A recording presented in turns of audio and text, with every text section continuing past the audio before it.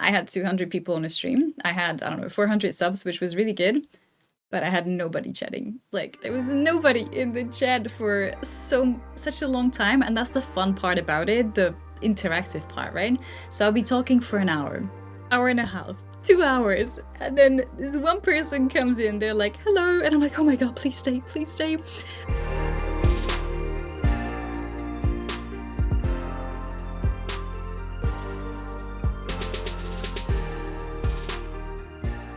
Welcome to the Growth Rate Podcast, where we dive into real streamer stories to find out what is behind the streamer. Today, I have with me Tofu, a freelance artist and Twitch partner who has been streaming art since 2016, has built a community of over 58,000 people, and honestly creates some of the most chill and beautiful streams you will ever stumble into. Tofu, welcome. How are you doing today? Hi, I'm doing awesome. Thank you so much for having me today. I appreciate it very much. To start off, I want to know Mhm. about your origin story on Twitch. Why and how did you start streaming? Oh, so I started streaming back when I was 17, and it was a very, very impulsive decision. I was looking, or we were looking with my partner at that time, we were looking at Twitch streams, and I'm like, hey, maybe I could, try this too, give this a shot. And then one day I decided it's time to set up the stream, and then I just turned it on without any expectations, without anything. I'm like, I'm gonna see, what this does. And it somehow became a thing, and now, 10 years later, here we are. Wow, did you start with art? Yes, I've only streamed like over the years I've only streamed art. I did have some game streams for like community specials. It's not something for me to stream games, so I enjoy streaming art a bit more. So when you started streaming, it was random. Did you have any intentions of like making it your job, or was art already your job? How does that all mix up together? I'm so when I was 17, I was studying in my high school. I was kind of finishing it already. And it never really occurred to me that it could be a job because mostly generally, if you want to be an artist, what people imagine is you have to die first in order to make money. So that's kind of the mentality about it in here. So I never really thought about it being a job. I just thought it could be fun to chat with some people while I do my art and see if anybody comes in and joins the stream. But I never really thought of it as a job for a really long time. So you started at a really young age. You were still in school. Did you go through like university while also streaming and, just eventually it grew into what it is? I know. So after I finished my high school, after I did my exams successfully, I said to myself, I'm going to take a year and I'm going to see where this goes. And then if it doesn't work out, then I'll go study something. If it works out, then I'll just keep at it. And it worked out. So I haven't really ever set my step in a university. And I've been doing that ever since. Which, on the other hand, it really makes me happy because if I decided to, put off streaming and then go to university or put off art and go study in a uni, maybe that would have slowed down my journey, and then I wouldn't be able to do what I do now if I, put 3 years somewhere else. Yeah, you never thought about doing both, like studying and No.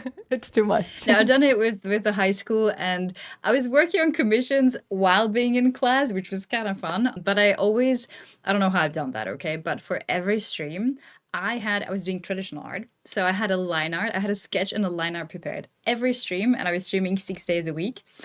And to this day, right now, I just turn on the stream and I start drawing anything. But before, I always had a sketch and a line art, and then I would be doing the colors live on stream. And it was really hard to keep that up with school, especially because we were having the finals and I had to study for that, but I also wanted to stream. But yeah, everything worked out in the end. That's a really fun origin story. So, what your job was right after high school, and maybe still was already doing commissions and art for art? When did you start, drawing and doing art like that? Well, I never had any other job than streaming, like nothing. I never did any other thing in my life, which is a little bit weird, but kind of cool at the same time. So it was already my job in a way while I was studying, but my main part of the job was Twitch because I wasn't I wasn't good enough in art for people to actually commission me. So I would be doing Twitch only, and that was like my income. But I didn't, how to put it, I didn't care about it much because I was studying, so you're living with your parents. You're not maybe looking at the finances or into the finances as much. And then it slowly transformed from Twitch being my main source of income and my living into more of the commissions. So right now I'm on the path where I'm just doing commissions and then I stream because it's fun and I enjoy it. But before it was like primarily Twitch was my living and then commissions were just a side gig. Oh, that's very interesting. Comparing Twitch to what it was, because 10 years is a really long time, especially here on Twitch, so much has changed. Were like the requirements for a partner already what they are now? No, when I was on Twitch, if you wanted to become a partner, you had to write them a form about why you should become a partner, and it had to have over 300 letters in it. And then you had to send it and you had to give them reasons why you should be a Twitch partner. Yeah, those were like the first, the first streamer, partner streamers was like that. Was there already subscriptions or was it just donations? Because I know that came out a bit later. If you were a partner, then you would have the subscribe banner, which it was pretty cool that at that time, if you have a subscribe banner on your channel, it actually meant something. Whereas now anyone can kind of have it. So before it felt more prestige to be able to subscribe to a person, because not everybody had that button. Yeah, it was crazy. I can't believe that being 10 years in the platform, so much changed. Like Hmm. when bits first appeared, it was like massive. Like bit wars were a thing. There's nothing like that Hmm. now. When you started streaming, was there already partner? How long did it take you to like apply? Because the process is very different. Hmm. There were no requirements like it is now. Good question. Okay, so I started streaming in April. I think it's actually my streaming anniversary in a couple of days. And then I got my partner in August. I think it was half a year after that because I already had a Facebook page with some sort of following, and those people like for me in Czech Republic, there was no art streamers, so it was something that was unusual, like something new. So people came to the Twitch to check it out to see like, hey, there's a different kind of stream you can do on Twitch. Like it doesn't have to be just gaming. So did you always stream in English as well? No, I used to stream in Czech for like the first 3 to 4 years. I only streamed in Czech. Yeah. What made you change? Was it just to reach more people? So my or what I value the most and what I wanted to be is I wanted to be a good artist and I wanted to connect to people that do this kind of job or do this kind of art, which to be fair, I already had them in the channel, but they didn't speak any Czech. Or I was hosted by like a lot of streamers at the time that they were streaming English, right? So it kind of felt natural for me to switch the language. There's been some backlash about it. Like I had so much backlash from the Czech community at that time, and my stream kind of died at that point. But then I had to rebuild it. I had to build new community because a lot of the people stopped watching because they didn't either understand the language or they were really mad at me. So I had to kind of rebuild the community once again. Oh, that's so interesting. I feel like this varies a lot country by country because Hmm. I've had like Italian people coming and be like, none of the Italians get mad that they speak in English. And for me, it's opposite because if I have Portuguese coming into my stream and start speaking Portuguese, and I'm like, no, this is an English channel, they also start being like, but you're Portuguese, what do you mean? And it's like, Yeah. it doesn't go inside their heads that, this is an English channel. It doesn't matter where I'm from. Oh yes, absolutely. Like I had that so many times. Like, why are you speaking in English? Like I'm Czech. We could talk to each other in Czech. So totally understand. When you had to rebuild 3 years in ish, was that journey hard, to grow from that again? Especially in art, because you don't have that thing of changing games to try and reach more people. You just do art. Yes, like yes and no. It was kind of heartbreaking because you already had a community and now you're starting from zero. There are some people that stay there, some people that are still there to this day. Thanks for them. But a lot of people left, so I had to try to reach out to new, like I was reaching in Facebook groups. I was like, "Hey guys, I'm working on this piece right now. Come and watch me draw." And I was trying to promote it more on social media. And eventually the people came in, and it had the effect that I was going for because when I was streaming in Czech, the community I was younger, the community was younger, and obviously there's less people in Czech Republic, so there's less artists that watch the actual stream. So the effect that I wanted was to draw more people in that were interested in the same thing as I was, that were really into art and they wanted to share the passion and like help me out on the journey. Or they were fellow artists that already worked in the industry and they were offering to help me out. So it, even though I had to rebuild the audience entirely, it had the effect that I wanted, and that was to, be a better artist by having the community to help and also get more people that actually care about the art in the chat. So you were able to like foster the right type of community that you wanted and not Yes. just anyone that would find you. Yes. From then and even now, do you do anything like extra to help you grow your channel, specifically like the Twitch stream? Or do you nowadays just, you just stream when you want and you just do your art and don't do anything out of it? I've got it a bit lazy. So that's the first thing. So definitely doing less. Um, it also, since commissions became my main source of income, then I can't really afford to spend that much time on preparing special streams and that kind of stuff. So right now that's on hold. But I'm trying, as much as I can. So I always have a live post on my Instagram because that's where the majority of my community is, or on Discord. I'm trying to still build my social media because that's the great thing as an artist, right? You do an artwork, you post it on socials, somebody finds it, they're like, cool art. Then they click on your bio, they're like, okay, they also stream, and then they come to the Twitch stream as well. So I think you generally, for instance, if you're an artist, you don't have to be posting like about your stream. You just post your art, and that kind of does the promotional aspect of it, and then people find that you stream, and it's all good. So I still try to do things to build my community, but I've definitely grown a bit lazy since then. And back then, when you had to rebuild, your main strategy was going in like Facebook groups. Was there anything else that you would do?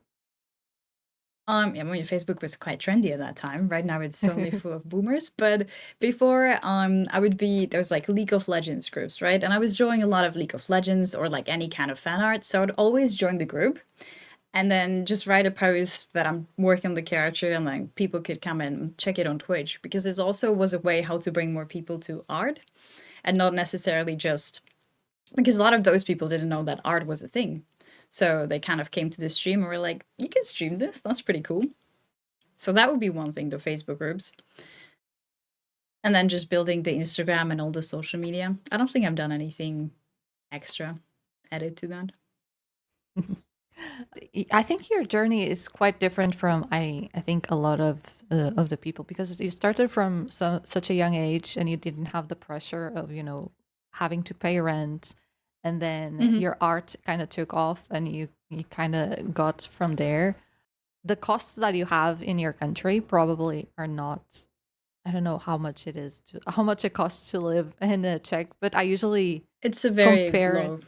Yeah, compare it with Portugal as well, right? We don't need like thousands of subs to be able to Hmm. survive. Yeah. I feel like that also gives us like this a different thing that we don't need to focus and overreact to the numbers. Did you ever Hmm. felt that pressure that you had to do more stream or work extra hard because of that?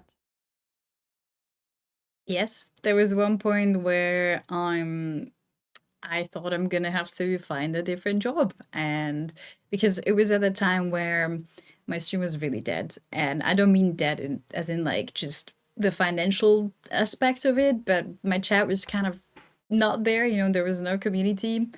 And I didn't have any commissions. So I was constantly, this is not something to flex with, but I was constantly earning below the average wage in here, which is pretty low. Or not the average wage, sorry, the minimum wage.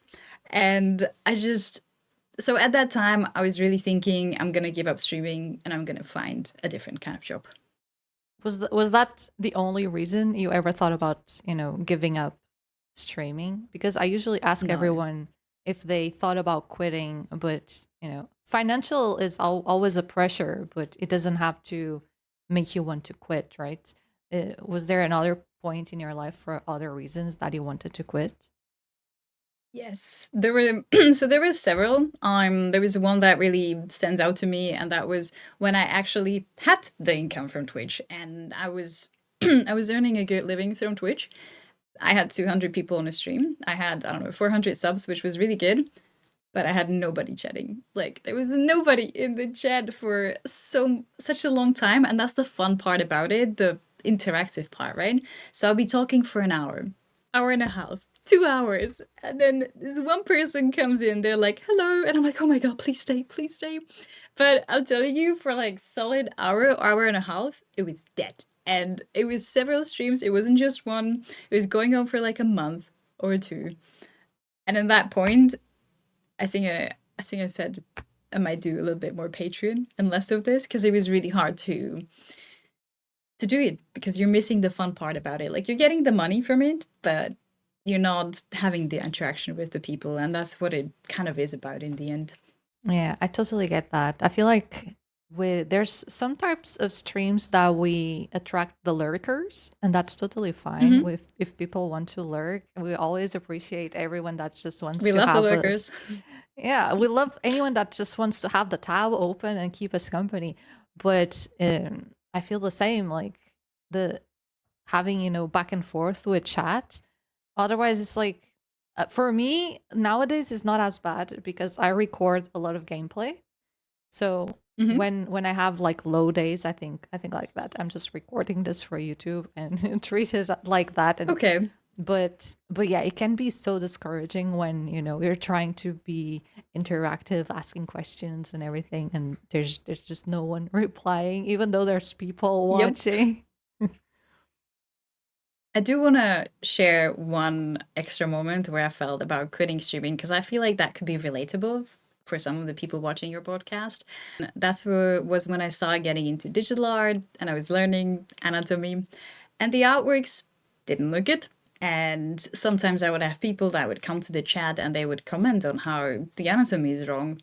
Sometimes they wouldn't even have to comment, and I would get so in my head. Like I was sitting here, I was drawing, I was working on my illustration, and then in one moment I'm like, hey, this is really bad. Like, why are people watching this? People shouldn't be watching this. Like, I should be working on something better. Like, I should be better. And it really, like, this talk, it got me so down that I legit, like, middle of the stream, turned it off. I went to the couch and I cried.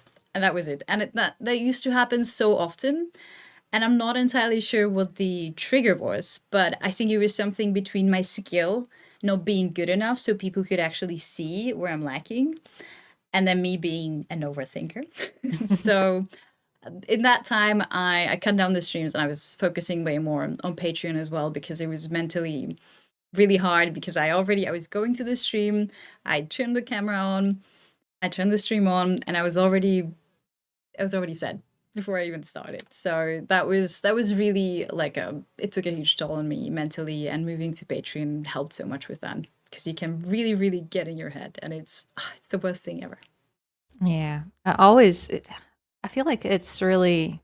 I don't know about art. I don't know what I could Hmm. compare if not art, like me being doing something. I feel like the only thing I could think of is like when I'm being bad at games, and when you play a puzzle game and you get stuck, and Hmm. I'm like, okay, everybody's gonna leave because Hmm. I cannot find the solution. What is up? But yeah, and this is why I stopped playing games like League of Legends, because I would start Mm. raging, and I'm like, I don't want people. People are not gonna want to People love watch me that though. raging. I know they do, but I don't. I get that, yeah. But the worst is like, people don't care, like nobody was in the chat scrutinizing my art. It's not like they were watching the stream and being like, what is this ugly thing that she's working on? I can't. Nobody would do that. But in your head, everybody's thinking that you suck. Yeah. I feel like there's this like two faces. It's like everyone and anyone in the internet loves criticizing everyone, but then Mhm. at the same time, no one really cares. They will Yep. stop, look at it for a second, and move on with their lives. They're too busy. True. Did the way you feel about being a partner streamer change over the years? Because I feel like back in the day, it was like so exclusive. Like, not there was not a lot nowadays. It's still very exclusive because apparently only the top 1% of streamers are partners, but there's so many partners now. Does it feel different? It feels definitely less exclusive. I felt so special at that time when there was just a few people having a partner button, up until the time where I went to TwitchCon in Long Beach in the US in 2017, and I have stood in the partner line, and that line was so long, and I'm like, I thought I was the only one. Why is everybody in here? So that was kind of the first hit where I thought maybe, hey, maybe I'm not that special. There's more people. And then right now, if I compare that TwitchCon to the TwitchCons in here in EU that we're having, and there's the partner line or the partner party. There's so many people on the partner party, and it's crazy. Like you get first off, there's people that don't even stream, which is kind of weird. Like I've tried to network, so I talk to people randomly, especially while waiting for the toilet. That's when I talk with them the most. But I talk with them about their streaming journey, and they're like, "Oh, I haven't been streaming for 8 years. I'm just here for the free food." Going to Oh, TwitchCon just for wow. the free food. The food is not even. It's great, but it's not that great, to go there just for the food. And I had that so many times. So definitely feels less exclusive now. I feel like everybody and their dog is a partner. So yeah, it feels definitely less exclusive to Yeah. what it I, used to s- be. I still like having partner friends that go upstairs and get me free food or drink anyway. Ah, but they don't It's like free. that. Sometimes they don't. Yeah, but sometimes they don't let me do that because I was trying to do that for my boyfriend, but I always had to bite in it. Like I had to go and I had to bite in the thing, and I was like eating it on the escalators on the way down. I'm like, oh yeah, I'm eating this burger. I'm not bringing it anywhere. So then he got like the little piece that was left. Let's talk a little bit more focused on your art because you said you started with like traditional and then you had a Mhm. period of adaptation to digital. But did the art itself change over the years? So much, because my main goal was to improve and like become a really good artist and become good at what I do. So I essentially draw the same things. Like I'm still doing fantasy characters, I'm drawing commissions and things, but it's so different because first off, the medium has changed. So in traditional art, it looked traditional artsy with markers and liners, whereas in digital art, it's more painterly, closer to maybe like an oil painting.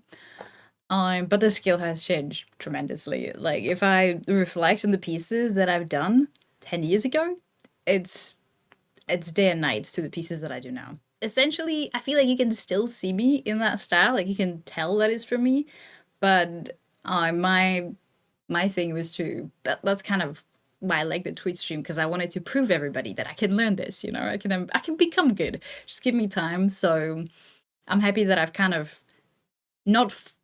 I haven't finished that journey yet, but so far I'm succeeding in it. So the artwork does look different. I've only ever seen you do digital, so that's all I know. Why did you do the Mm. shift from traditional to digital? Because I wanted to be like my idols, and they all, when you're doing a League of Legends splash art, when you're doing concept art for games, like you have to do digital art. It doesn't Oh, really. I mean, you could do some stuff in traditional art, but they usually require a knowledge of Photoshop. interesting. Did you start with doing fan art? Because I do remember seeing a lot of your like League of Legends fan art, which is amazing by the way. Thank you. Yeah, I did because that at that time when I started streaming, I was only drawing League of Legends because that was the only thing that people would watch. Because I mostly had gamers from the Facebook groups that was focused on League of Legends. So when I was drawing League, I had 170 people. When I was drawing studies, I had 20. So the majority of my content was League of Legends at that time. Oh, Yeah. you kind of joined the, the good, the numbers with something you liked drawing as well, right? Yes. I've always enjoyed the game, so I don't mind.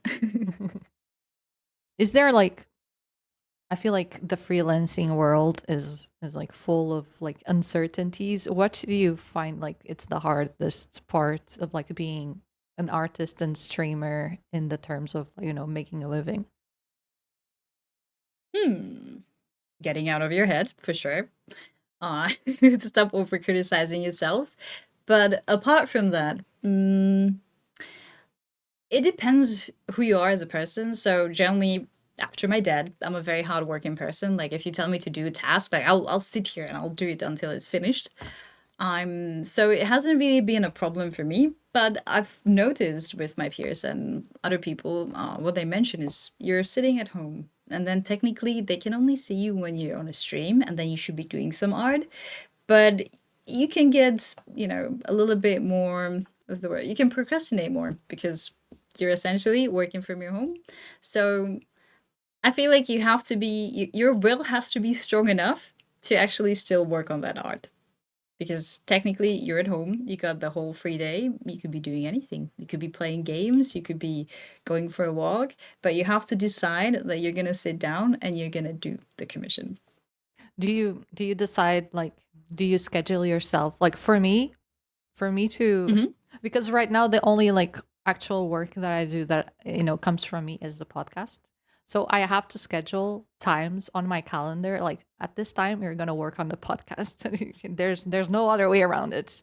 I have other free time. Do you have any other type of way of making the work or making yourself work?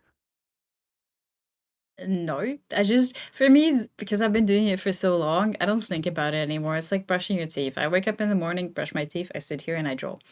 There's no, like, I don't really need to plan it. It's just something I do. I do have the stream. So even in the day, let's say that I wasn't feeling up to it or I wanted to sleep in, which that rarely happens because I'm such a morning person. But let's say if I wanted to do that, like, I still have the stream to keep me in check. It's right now it's 4 days a week, so it's not that crazy, but I would still have to be there for the stream and draw on the stream. But Yeah. I haven't really, the only time when I don't want to draw is if, and that has happened before, I've taken a commission that is way above my skill set, but I wanted to prove that I can do it. So I've taken that commission and now I don't want to work on it. So I'm avoiding the tablet like a plague and I'm doing anything else. But at that time, my house is so clean, it's sparkling. I can totally relate to that. Hmm. For me, I feel like I can relate because I'm a developer by, when I was Hmm. not streaming, I was a web developer. Ooh. And usually in development companies, you can choose there's like a table of all the tasks that need to be done. You can choose and you go there and you pick what you want to do. Sometimes I would pick something a bit too hard. And instead of asking for help, I would also avoid it. And then half an hour before the meeting, I would have to figure out how to do it. I totally get that. um, you usually do your commissions on stream, right? Unless maybe if Hmm. your clients say you can't Hmm. share. Do you ever see like streaming while working on commissions affecting your art? Well, I have to say, and being completely honest, that sometimes I ignore the chat to work on commissions. So it's the other way around. Like sometimes I feel that maybe I should give more attention to chat because I'm still a streamer and like less attention to the work, but that's really hard for me to do. So it definitely you're slower. I'm not gonna lie, you're definitely slower. And I wouldn't be able to do as much as I can do now in the past because I was not, as good as I'm now. So before I couldn't do sketches on a stream, so any kind of sketch had to be done outside of a stream. Now I just turn the tablet on and then we sketch something together. But you're definitely so slower when you're streaming your commissions. But you know, you get to talk with people. It's not like you're sitting home alone. So I do think it's worth it.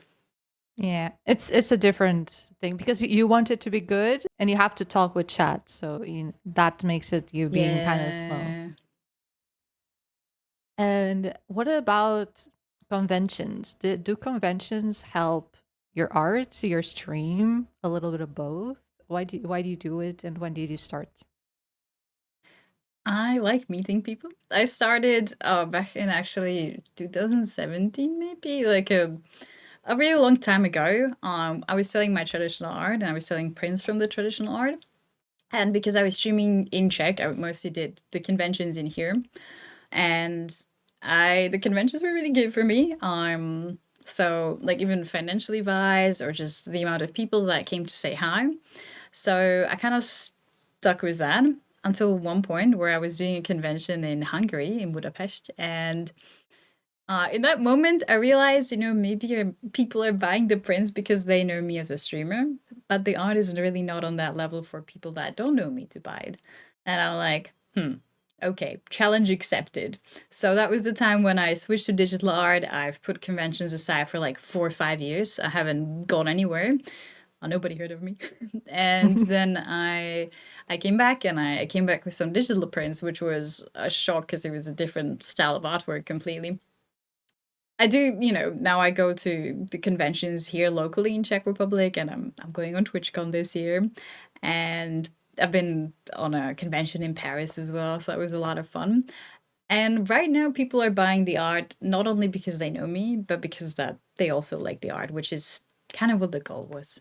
That is the best part when, the ones that know you all will always try to get your art, but when you're at the convention when no New one knows people. you and they go there and buy your art, do you ever notice that some of them then pop into stream?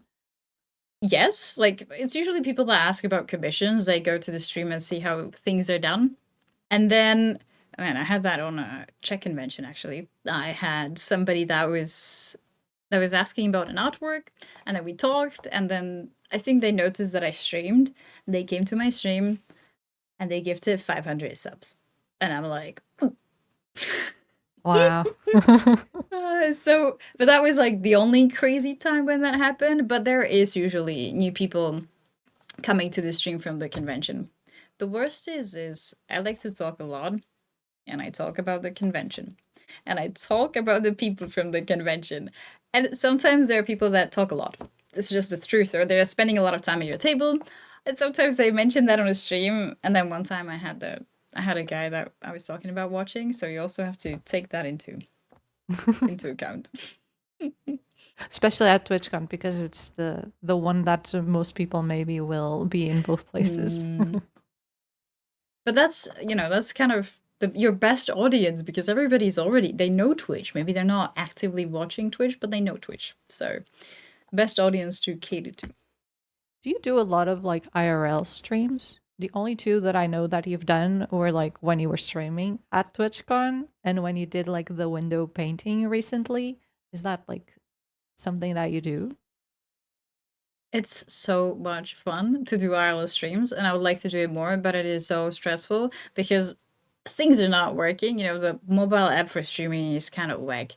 And then there's wind, there's bad data coverage. We're doing an hour stream with Maya when we're walking her dog, and like suddenly the internet drops because we're in a forest. I should have maybe thought of that, but not everywhere is data coverage. I've also done some streams from my vacation. So I've done a stream from Singapore. I've done a stream from Lightbox Expo in LA because I thought it was interesting for the people that are interested in art to see how the convention like that looks, how the artist study looks. But it's another thing to think about. So if I'm doing IRL streams whilst we're on a vacation, I have to take my entire setup. I have to make one day where I'm just gonna stream. So that's one day out of the vacation just for streaming. And then you have to constantly worry about having everything, having like good data.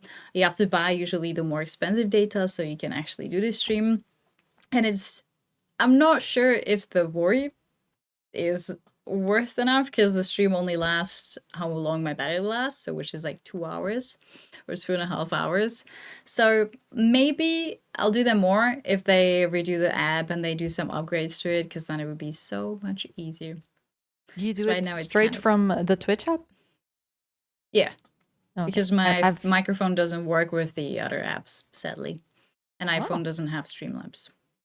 when I do Yeah. IRLs, well, I'm Android, so I use IRL Pro. For Apple, you have Ooh. Moblin. That's what I see the Okay, I other could try streamers do. that. It's a bit different because when I did IRL, I have a whole IRL setup where my phone streams to my OBS and my OBS streams to Twitch. But I have the same issue as you where I'm in the park and if I go under the trees, my data is like, "Where are you?" And I'm like, "Seriously? It's just a couple of Mm. trees." But yeah, like, it was the same for me. It's kind of easier to do it locally, at least, because I don't have to worry about the data. So I've done a couple of RL streams just walking through Prague, because for me it is so casual. It's just Prague, right? Like I've been here a million times, but then I realized there's a lot of people on the stream that maybe would like to go but can't afford it or can't go. So I just took them through Prague, and I do like the history, and I feel like I know a lot of useless informations that I like to share about the buildings and everything.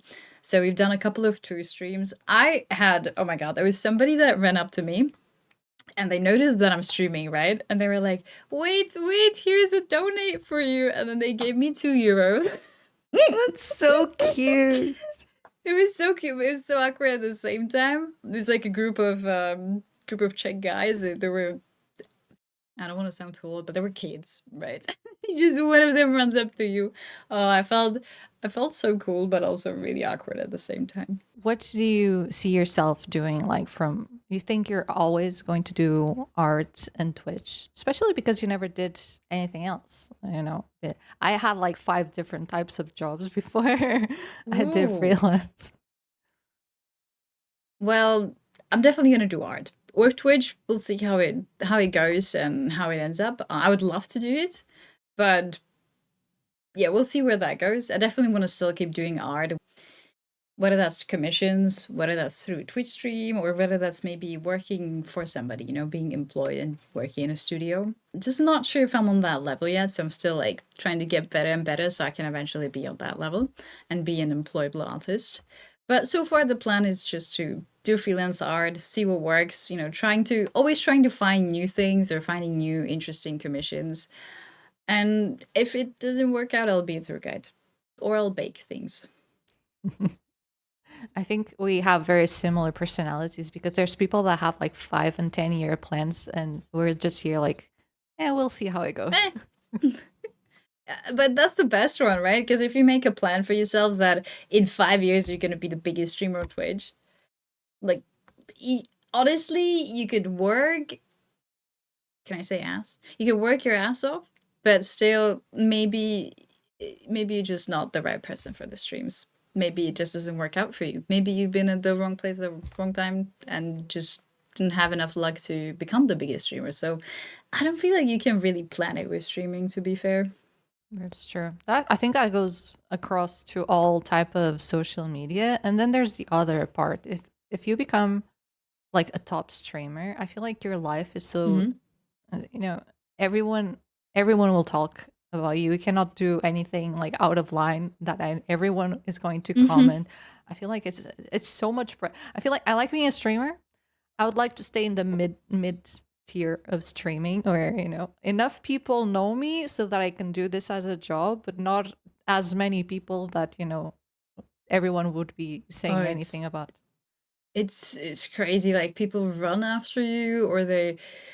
I've seen it with the fellow streamers, not myself, but I don't think it must be a tough life to live. Like either you can't go to the public or without, a security or something. I yeah, wouldn't want that either. Yeah. Seems too tough. And then you cannot even say anything like a little bit out there that everyone is going to be like on you. Yeah. Yep. And not even. Yeah, you can't do anything. Is there anything you would say to let's go specifically for an art streamer that, Okay. has been feeling stuck and wants to grow as a streamer. Not as an artist, but as a streamer.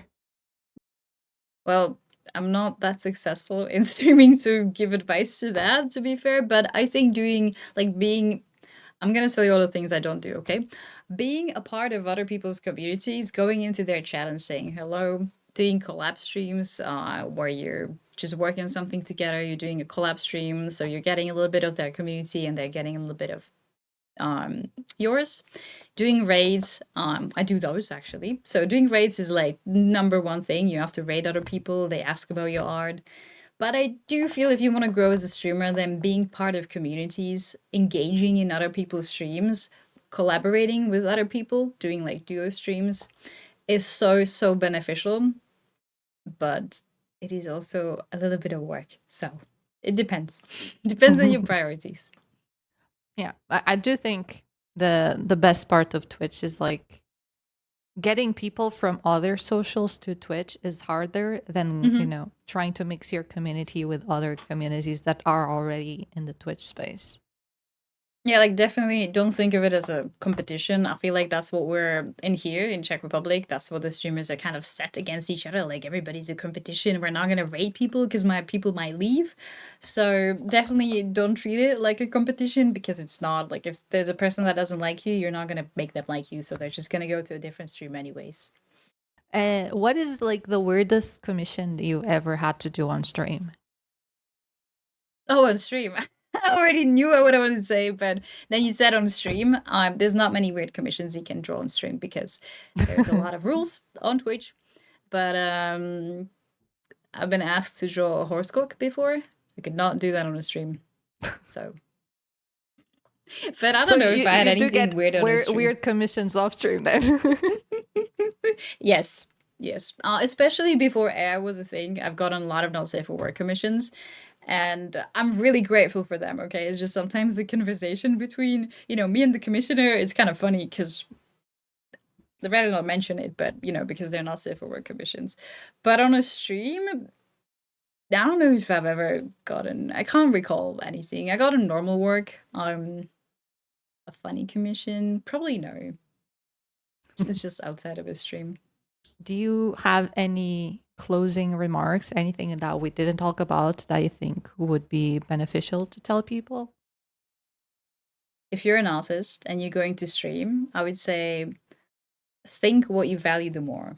What you value more. Do you value more being a really good streamer and a successful streamer or being a good artist? Because those things, they do mix, but not entirely. So either you're really focusing on the stream, you're focusing on the community and on building one, doing special streams, and the art takes the backseat.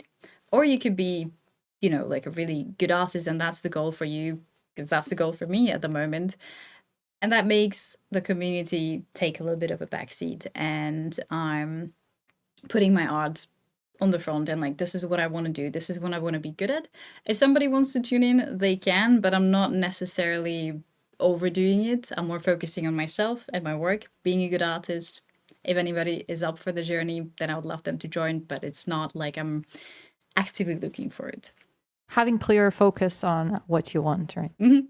Well, we did have a lovely conversation. So if people out there in the internet want to find you, where can they go? Oh, they can go on my Instagram. I think that's my biggest social at the moment. So it's just Tofusenshi on Instagram. Or I have a Twitch stream where I'm also Tofusenshi. I want to say Tofusenshi everywhere. So wherever you type that, I'll be there. Except for YouTube, because there's some guy that makes vegan cakes. That is Tofusenshi, so not on YouTube. But otherwise, everywhere. Last question before I let you go. Mhm. If I could have any streamer here on the podcast, who would you recommend me having a conversation like this? Maya? Maya, the one that did Maya. the Yeah. window painting with you, was that her? Mm-hmm. You're like, how many streamers do I know? I feel like Yeah, I know that one. And then Sims Art is always up for some fun collabs and duo streams and podcasts. Um, there's so many people stop streaming. So it's like all the that names is that I had from true. before, they don't Yeah. stream anymore. So I would go with Sims Art or Maya. Yeah, I think people like you and me, and like one of my previous guests, that we've been in the platform for 10 years, and like the really cool people that we knew, like back in the day, they don't stream anymore. It's so sad. Nope. All the Dave Greco streaming artwork. Good times. Thank you again, Tofu, and thank you to all our listeners at home. If you enjoyed this episode, don't forget to give us a follow. You can find the Growth Rate podcast wherever pods are cast. And if you can, tell a friend about it, because word of mouth means the world. We'll see you next time on the Growth Rate. The Growth Rate was created, hosted, edited, and produced by me. If you like the show, feel free to rate it on Apple Podcasts or Spotify. That really helps a lot. And don't forget to subscribe to the YouTube channel. If you would like to listen ad-free and see all of this episode's bloopers, join us on Patreon at patreon.com/thegrowthrate. We also have a Twitter, Blue Sky, and Instagram at The Growth Rate. And if you know a streamer that would have an amazing story to share, leave your recommendation in the comments.